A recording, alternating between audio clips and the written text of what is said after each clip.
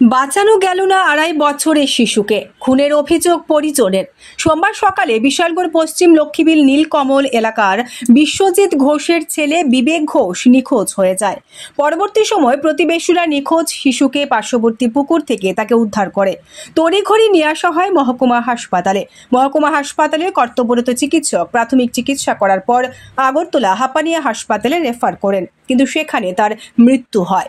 সোমবার সকালে বিশালগড় পশ্চিম লক্ষ্মীবিল নীলকমল এলাকার বিশ্বজিৎ ঘোষের ছেলে বিবেক ঘোষ ডাকনাম শন নিখোঁজ হয়ে যায়। পরবর্তী সময়ে পাড়ার প্রতিবেশীরা নিখোঁজ শিশুটিকে উদ্ধার করার জন্য দৌড়ঝাঁপ শুরু করে। পরবর্তী সময় বাড়ির পার্শ্ববর্তী একটি পুকুর থেকে 2.5 বছরের শিশু যার নাম বিবেক ঘোষকে উদ্ধার করে তড়িঘড়ি নিয়ে আসা হয় মহকুমা হাসপাতালে।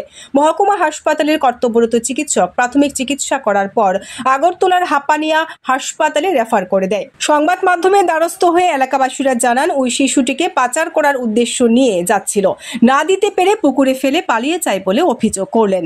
আরে দূরে বাচ্চা সকাল থেকে খুঁজে পাওয়া যাইতেছে না, শুনছে জলের মধ্যে সবাই দৌড়ে যেতে, এই বাচ্চা কোনো মতেই চলে যাইতে পারে না। নিশ্চয়ই কোনো লোক নিত লইছে, এটা পারছে না সামলাইতে, এটা জল ভালাই দিয়ে গেছে। ঠিক এরকমই হইব। বাড়ির থেকে কত দূরে গিয়ে পাওয়া গেছে? বাড়ির থেকে 300 মিটার 200 কিলোমিটার হবো বাড়ির থেকে। 200 মিটার দূরে পাওয়া গেছে। 200 মিটার দূরে যে ছেলেটা পাওয়া গেছে তার বয়স কত হইব?